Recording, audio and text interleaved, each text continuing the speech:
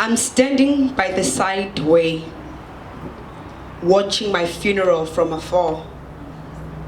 Men carries my heavy coffin. They couldn't hold it, it was too heavy.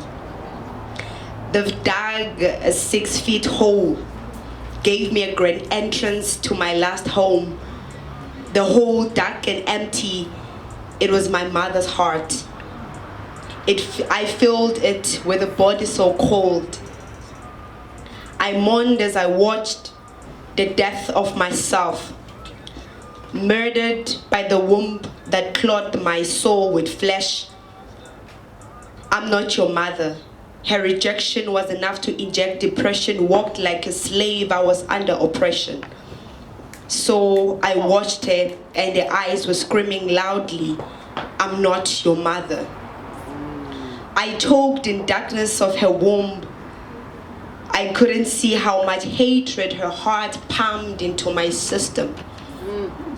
I was crucified for the sins of my father, one nail in my heart and the other in my soul, dressed with thorns of her words in my head.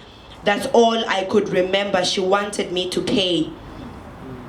Her womb introduced me to my tomb. I tasted death, suffered death at the heart of my loved one.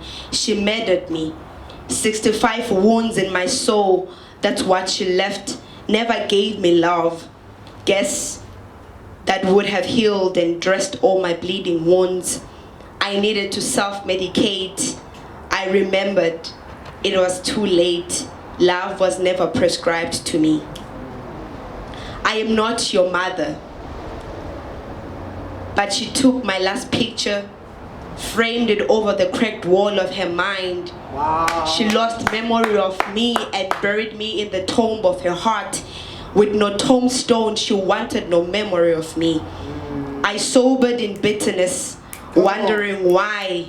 Even the vagina that I cracked as I broke into the world, escaping the prison of her bitterness inside her womb, could not remind her of me. I guess she refused to be reminded of me.